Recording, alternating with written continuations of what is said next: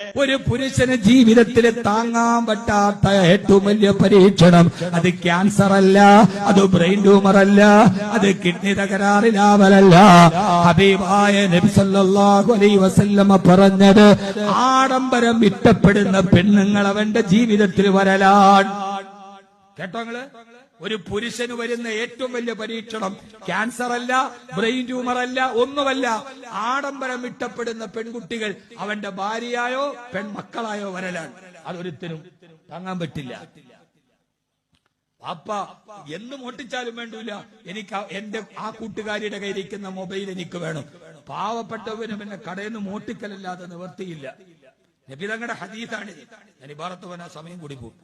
അതല്ല, ഒരു ഭാര്യ കഞ്ഞി വെച്ചിട്ടാണെങ്കിലും ഈ ചോർന്നൊലിക്കുന്ന കൂരയില് വെള്ളം വീഴാത്ത ഭാഗത്തൊരു പരമ്പ് വിരിച്ചിട്ട് ഞാൻ നിങ്ങളുടെ കൂടെ കിടക്കാം, പക്ഷെ ഹറാമ് നിങ്ങൾ കൊണ്ടുവരരുത്.